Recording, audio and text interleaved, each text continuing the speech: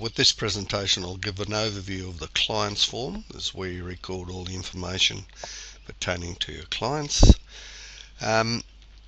You'll see I've got two in here at the moment, 3 tabs across the top here, and the details pertaining to this client will appear up the top. Add a new one, create a new client record. The ID you put in here, there's certain restrictions on it which will become clear if an error is made, so you'll get a message telling you what you need to do. So I can do one here, test for example, press enter, and immediately goes over here. Now the client ID, well, that can represent a lot number. All these other fields on here are self-explanatory. Their name, this is the client's information, their street, home address, suburb, postal address if it's different from their home address, email address, web address. Salutation would be Bill and Mary, or Bill or Harry or Charlie, or whoever his first name or their first names might be. Site address, lot number, etc. That information is printed on the purchase orders.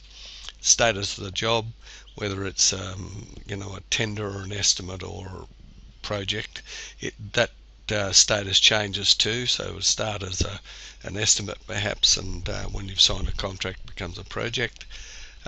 Project description, that's just a short description of a low set brick veneer dwelling, 4 bedrooms and so forth, etc, etc.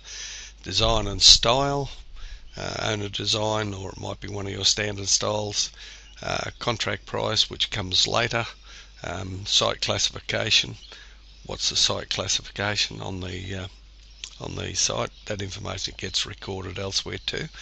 The supervisor's name and his telephone number, which is very important because that information gets printed on to purchase orders.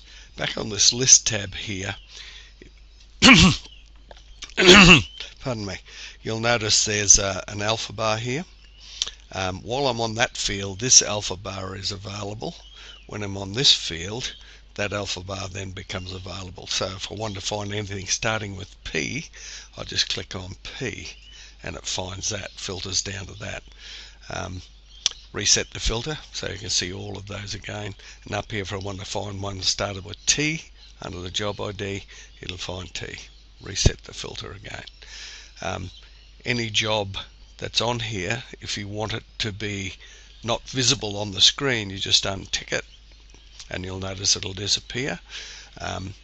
If we say view all jobs again and you want to have it back on the main list, just tick it there, and when you say view active jobs, then you'll see all of those jobs. To remove a job, delete the details, yes, yes, and it's gone. So that's a basic overview of the jobs form. I'll cover each of these buttons over here in subsequent videos. That's the end of this presentation.